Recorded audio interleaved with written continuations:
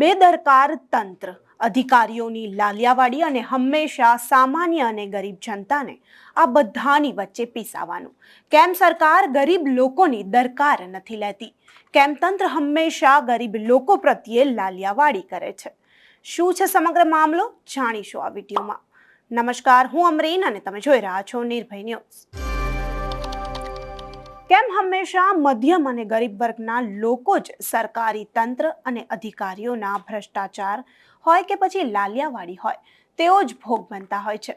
તો સુરેન્દ્રનગરની મુખ્ય સિવિલ હોસ્પિટલમાં ફરજ બજાવતા કોન્ટ્રાક્ટ બેઝના કર્મચારીઓને છેલ્લા 2 મહિનાથી પગાર નથી આપવામાં આવ્યો. અત્યારે કર્મચારીઓનો રોષ જે છે તે ચરમસીમાએ જોવા મળી રહ્યો છે. 7 દિવસમાં પગારની ચૂકવણી કોન્ટ્રાક્ટર દ્વારા નહીં કરવામાં આવે તો હડતાલની ચીમકી પણ આપવામાં આવી છે. આ દ્રશ્યોમાં તમે જોઈ શકો છો કે કઈ રીતે આ લોકો કેટલી આશાઓ માંડી ફરિયાદ કરવા આવ્યા છે. કામદાર એકતા જિંદાબાદ, કામદાર એકતા જિંદાબાદ, કામદાર એકતા જિંદાબાદ, અમારી માંગે પૂરી કરો.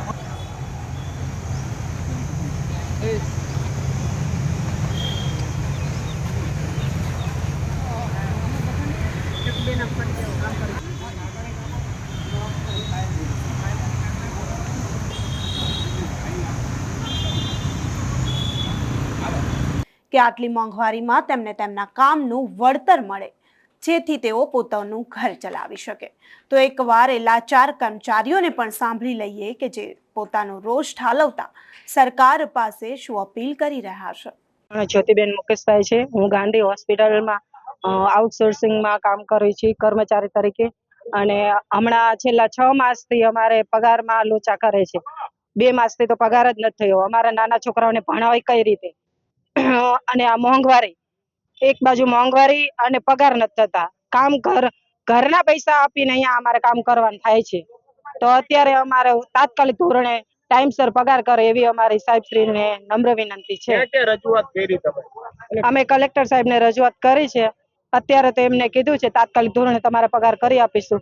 હવે અમને 7 દિવસની અંદર જો પગાર કરવામાં ન આવે તો અમે આગળ ઉપર પગલાં લઈશું. જનરલ હોસ્પિટલના 70 થી વધુ કર્મચારીઓના છેલ્લા 2 માસથી ડીબી એન્ટરપ્રાઇઝ એજન્સી દ્વારા પગાર કરવામાં આવેલ નથી, અને તમામ કર્મચારીઓને ઈપીએફના યુએન નંબર, ઈએસઆઈના નંબર કે એજન્સી પાસે લેબર લાયસન્સ છે કે કેમ તે બાબતની અમે આજે તપાસ માંગી છે, અને તાત્કાલિક ધોરણે તમામ કર્મચારીઓના પગાર થાય એવી આજે કલેક્ટરશ્રીને અમે રજૂઆત કરેલ છે. પગાર નહીં થાય તો શું કાર્યક્રમ? જો પગાર નહીં થાય તો આગામી દિવસમાં હડતાલ અથવા તો આંદોલનાત્મક પગલા અમે લેશું યુનિયન દ્વારા.